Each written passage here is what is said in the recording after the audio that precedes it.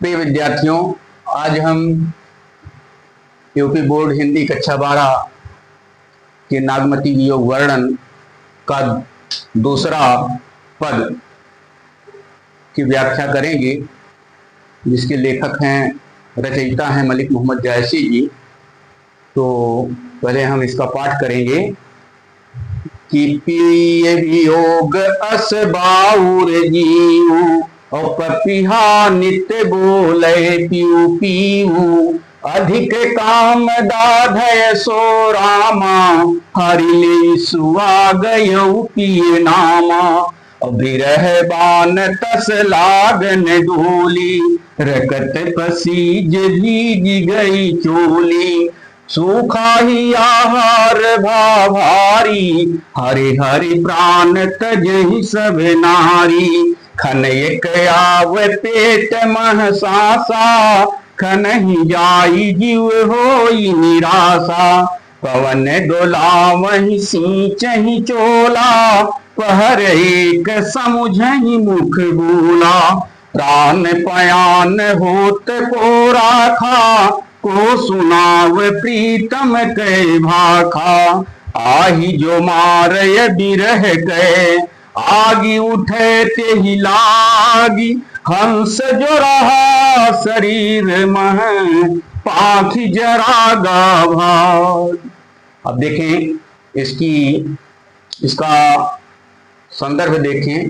प्रस्तुत पद्यांश हमारी पाठ्य पुस्तक हिंदी के नागमती वियोग वर्णन से लिया गया है। प्रसंग इसका है कि इस पद में नागमती की विरह का अत्यंत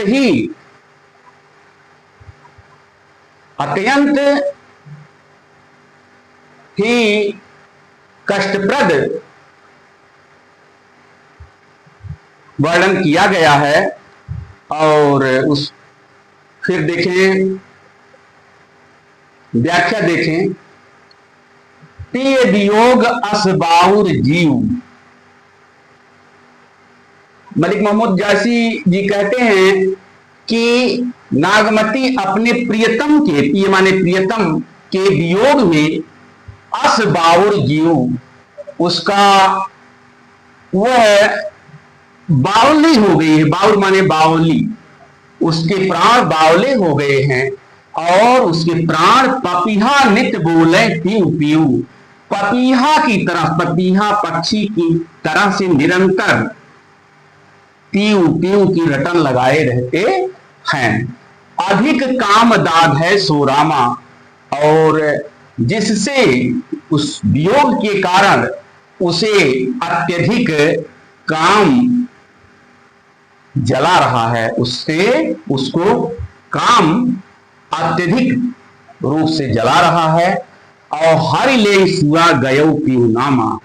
हरि ले सुआ, वह सुआ हीरामन तोता हरि ले, उनके प्रियतम को हर कर लेकर चला गया है, हरण करके लेकर चला गया है।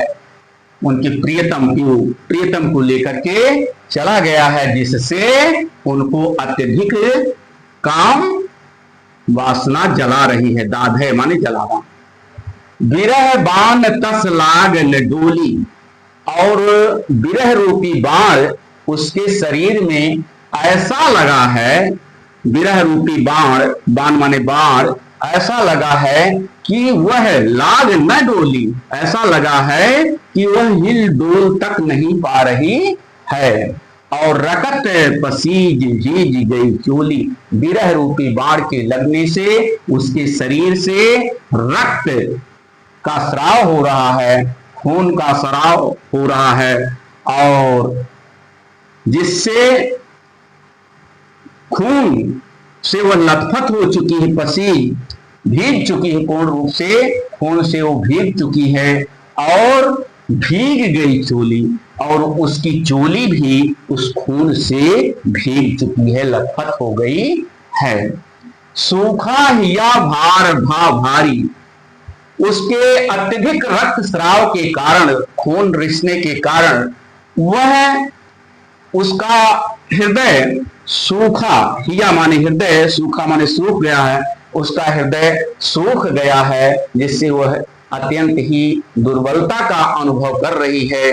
और भार भा भार भा हार, सूखा हिया हार, हार भा भारी, उसके गले में हार, कमजोरी के कारण उसका हार, उसके गले का हार भार सा प्रतीत होता है, वजन लगता है।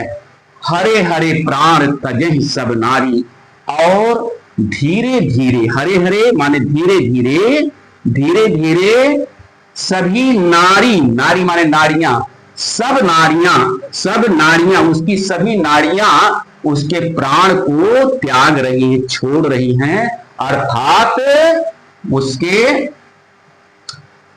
नाड़ी से उसके प्राण धीरे धीरे निकल रहे हैं।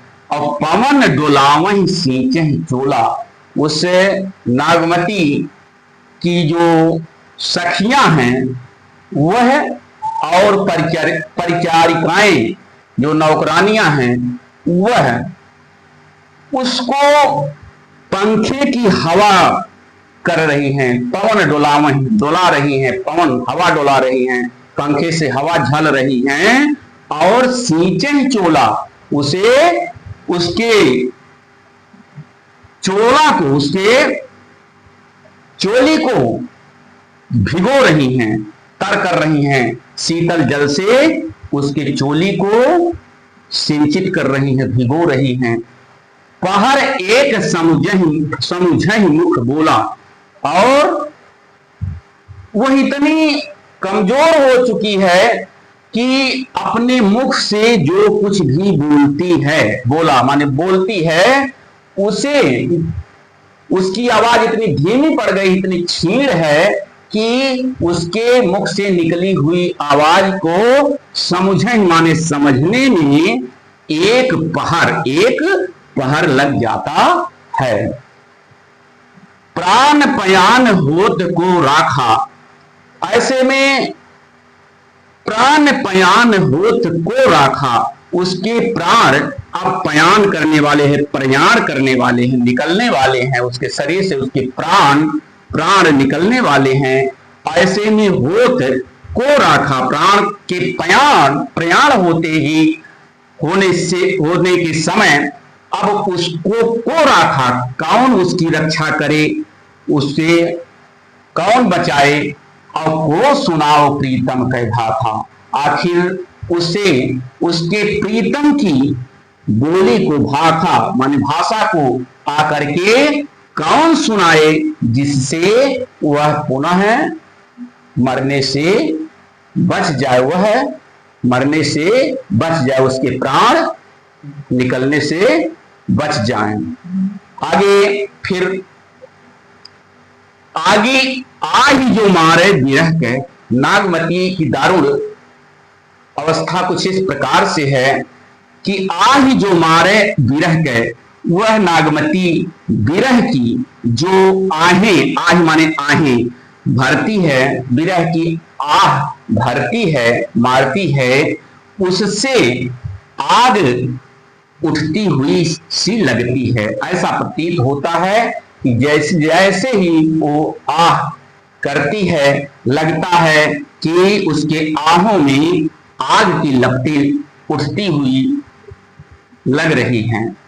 और हंस जो रहा शरीर में, और जीवात्मा रूपी हंस या पक्षी जो उसके शरीर में है, प्राणात्मा जो उसका प्राण है, वो उसके पांच माने पंख जल गए हैं, और जरा पांख जरा, उसके पंख जल गए हैं, और गाभाग, और वह हंस उसके शरीर से, जीवात्मा रूपी हंस उसके शरीर से निकल करके भाग गया है।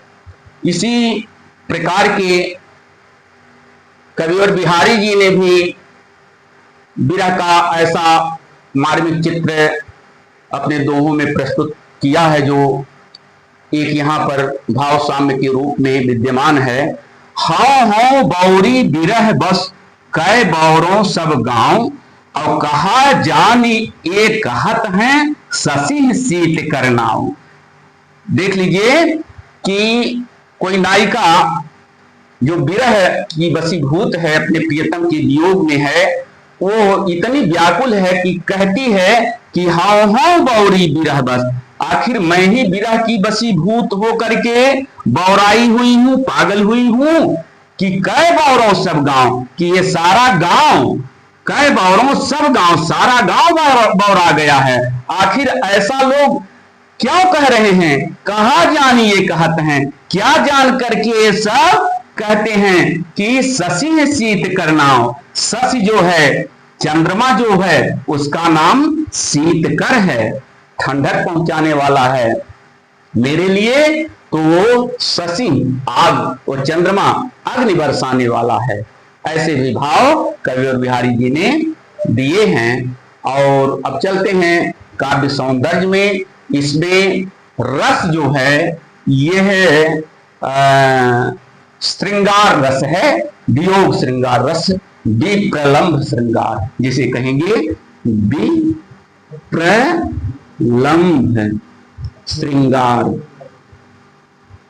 श्रृंगार, विप्रलंभ श्रृंगार। और छंद, इसमें छंद है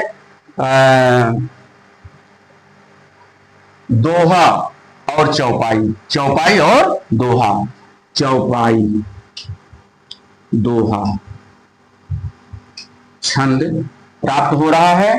अलंकार, अलंकार में इसमें अतिशयोक्ति अलंकार, बात को बढ़ा चढ़ा करके कहना, अतिशयोक्ति अलंकार, अतिशयोक्ति,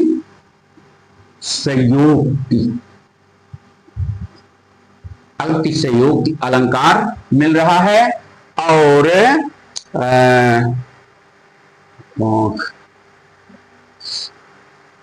इस प्रकार से भाषा, भाषा में अवधि भाषा का प्रयोग हुआ है, अवधि, अवधि भाषा का प्रयोग हुआ है। शैली, इस शैली में प्रबंधात्मक मनस्वी शैली का प्रयोग हुआ है, प्रबंधात्मक, प्रबंधात्मक मनस्वी शैली का प्रयोग हुआ है। इस प्रकार से आज की वीडियो यही समाप्त होती है। अगले वीडियो में हम पुनः मिलेंगे, तब तक के लिए धन्यवाद।